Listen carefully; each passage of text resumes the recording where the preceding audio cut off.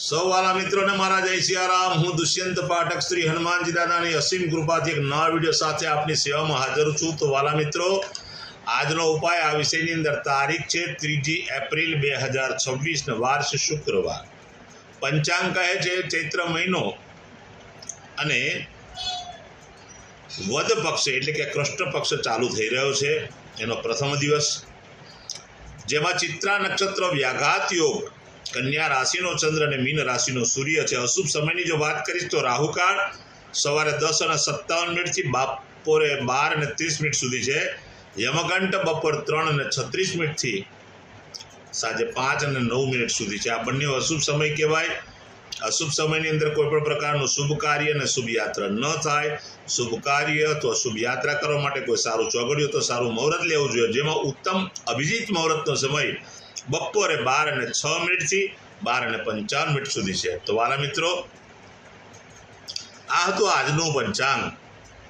વાત કરીશું આજના ઉપાયની। તો વહેલી સવારે સ્નાન કરવા બેસવાનું છે। સ્નાન કરવા બેસો ત્યારે નાવાના પાણીની અંદર 1 ચમચી હળદર પધરાવી દેવાની। તે હળદરને પાણીમાં મિક્સ કરી દેવાની। તે પાણીથી જ તમારે નાહવાનું છે। એમાં નવું પાણી ઉમેરી શકાય, સાબુ અને શેમ્પૂનો ઉપયોગ પણ કરી શકાય। સ્નાન થઈ જાય ત્યાર પછી તમારા અંડરગાર્મેન્ટ્સની અંદર અને તમારા બહારના કપડાની અંદર તમારે સ્પ્રે અથવા સેન્ટનો ઉપયોગ કરવાનો છે।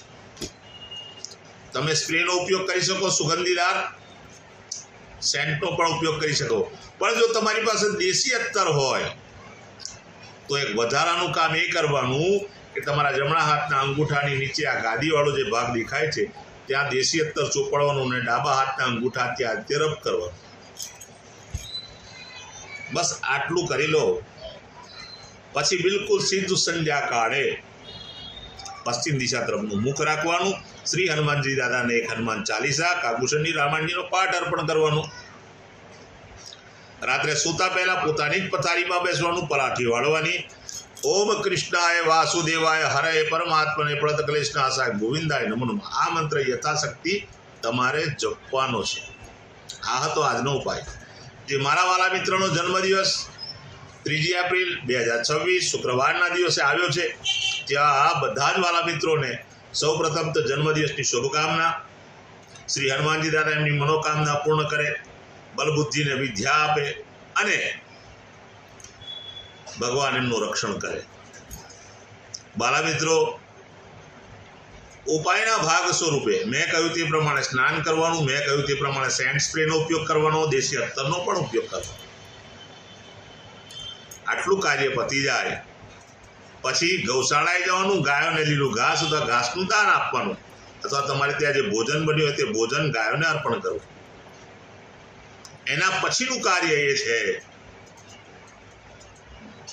કે સંધ્યાકાળ થાય સૂર્યાસ્ત પહેલા નાના નાના બાળકોને, જરૂરિયાતમંદ વ્યક્તિઓને, શ્રમિકોને પતાસા આપવાના છે। ખાંડની બનેલી મીઠાઈ અથવા પતાસા જો તમે વેચશો તો તમને ઉત્તમ પરિણામ પ્રાપ્ત થશે આખું વર્ષ। બીજું, જે મારા વાલા મિત્રની મેરેજ એનિવર્સરી 3 એપ્રિલ 2026 શુક્રવારના દિવસે છે, ત્યાં બધા જ વાલા મિત્રો ને સવારે સ્નાન કરી પહેલા વડીલોના ચરણ સ્પર્શ કરવાના, આશીર્વાદ મેળવવાના, પછી ગૌશાળાએ જવાનું, ગાયોને લીલું ઘાસનું દાન આપવાનું, અથવા પોતાના ઘરે જે ભોજન બન્યું હોય ગાયોને અર્પણ કરવું।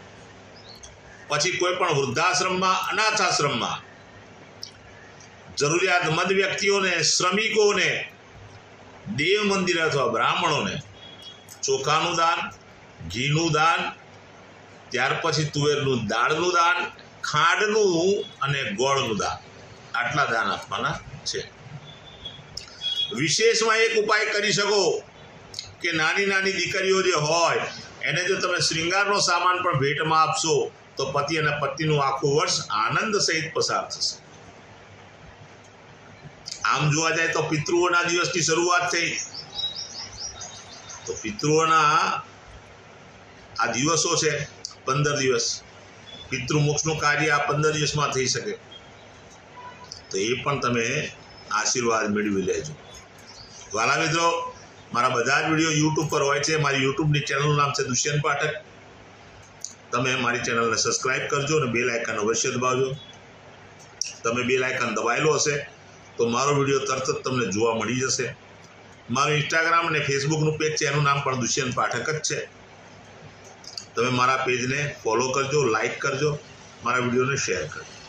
કોઈ જરૂરિયાતમંદ સુધી વિડીયો પહોંચી જાય, કોઈને મદદરૂપ થઈએ, બસ એ જ આપણી પ્રાર્થના છે ભગવાનને. તો વાલા મિત્રો, નિયમિત એક વાત કહું છું, ફરી આજે કહું છું, જેટલા પણ હું વિડીયો બનાવું છું, રોજ એક વિડીયો બનાવું છું, રોજ હું કહું છું કે મારા ઉપાય બતાવવાથી 24 કે 48 કલાકમાં પરિણામ નહીં મળે. નિયમિત ઉપાય કરશો, પરિણામ અવશ્ય મળશે. ઈશ્વર પર શ્રદ્ધા રાખજો. સૌને જય સિયારામ. નવા વિડીયો ફરીથી મળીશું.